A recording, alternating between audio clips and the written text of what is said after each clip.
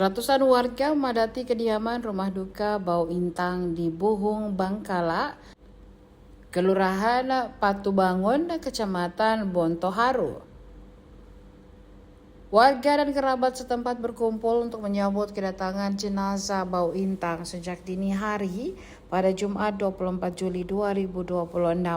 Warga berdatangan ke rumah duka setelah mengetahui jika Bau Intang menjadi salah satu korban yang meninggal dunia di KLM Nurul Salsa.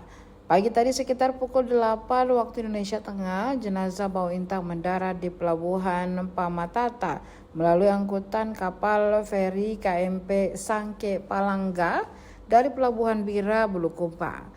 Satu mobil jenazah pengangkut Bau Intang dikawal Patwal Polda dari Rumah Sakit Bayangkara Makassar. Di rumah duka, Wakil Bupati Kepulauan Selayar Mohtar dan Dim 1415 Selayar Letkol CZI Yudo Haryanto dan Kapolres Kepulauan Selayar AKBP Didit Imawan ikut mengikuti prosesi pemakaman di tempat pemakaman umum atau TPU lingkungan Balang Sembo, Buhung Bangkala, Kelurahan Putabangun, Kepulauan Selayar usai salat Jumat tadi.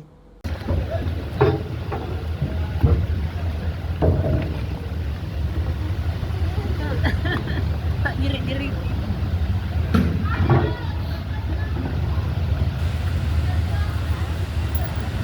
Terus.